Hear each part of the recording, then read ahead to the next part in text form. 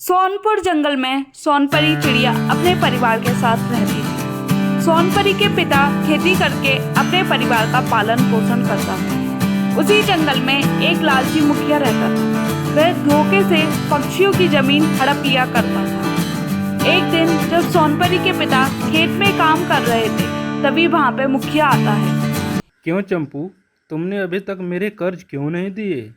मालिक, मैंने तो अपना सारा कर्जा चुका दिया है। तो क्या ये कागज नहीं देख रहे हो? तुम्हारे इस पर दस्तखत हैं। तो वादे के मुताबिक यह जमीन मेरी हुई। तुम जाओ यहाँ से। मालिक, यह तो गलत है।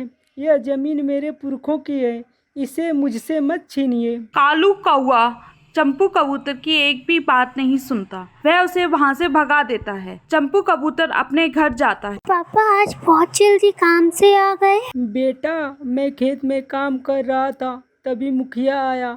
बोल रहा था कि तुमने मुझसे कर्जे लिए हो, तुम कर्जा नहीं चुका पाए समय पे, इसलिए यह जमीन मेरी हुई। क्यों जी, आपने मुखिया से कर्ज लिया है क्या? नहीं, मैंने उससे कोई कर्ज नहीं लिया है, वह धोखेबाज है। चंपू कबूतर जमीन जाने के गम में बीमार पड़ जाता है।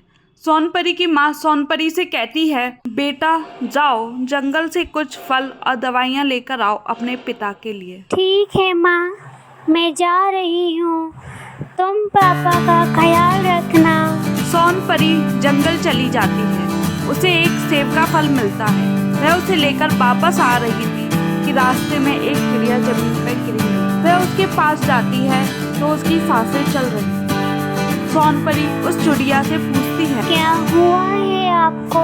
बेटा, मुझे भूख लगी है, मुझे चक्कर आया और मैं यहाँ गिर गई। तुम्हारे पास अगर कुछ खाने को हो तो मुझे दे दो, भगवान तुम्हारा भला करेगा। मेरे पास एक फल है, मैं इसे घर ले जा रही हूँ। मेरे पिता बीमार हैं, अगर ये फल मैं उन्हें नहीं खिलाऊंगी तो वह बीमार पड़ सकते हैं। मुझे खिला दो बेटा, तुम दूसरा फल जंगल से ढूंढ लेना, मेरी भूख से जान निकल रही है। सोनपरी चिड़िया की हालत देखकर फल उसे खाने के लिए दे देती है। जैसे ही वह चिड़िया फल खाती है, वह एक सुंदर सी परी बन जाती है। परी सोनपरी से कहती है, मैं जानती हूँ तुम्हारा नाम सोनपरी है। मैं तुम्हारी परीक्षा ले रही थी और तुम इसमें पास हो गई। तुम दिल की बहुत अच्छी हो।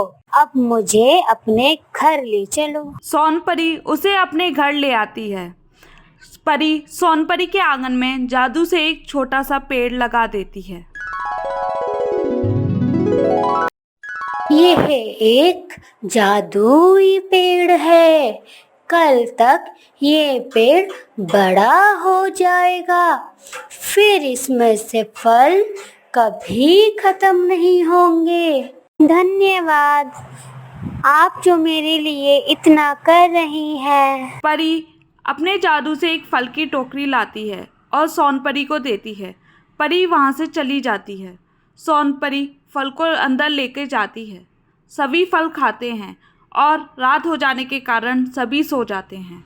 अगली सुबह जब सोनपरी अपने आंगन में देखती है, एक आम का पेड़ था जिसमें बहुत सारे फल लगे। यह देखकर सोनपरी अपने माता पिता को बाहर बुलाती। मम्मी, पापा, ये देखिए हमारे आंगन में कितना सुंदर पेड़ है। यह पेड़ कहाँ से आ गया? कल तक तो नहीं थे। पापा, जब मैं आपके लिए फल और दवाई लेने गई थी, तब मुझे रास्ते में एक परी मिली थी, तो ये पेड़ वही लगा के गई। सोनपरी अपने माता पिता को पूरी बात बताती है। वे दोनों खुश हो जाते हैं। चंपू हर रोज फल तोड़कर बाजार में बेचने के लिए ले जाता था। धीरे धीरे वह फल बेचकर कुछ दिन में अमीर बन गया और कालू कौए से जमीन भी छुड़ा लिया और फल बेचकर अपना गुजारा खुशी से करने लगा।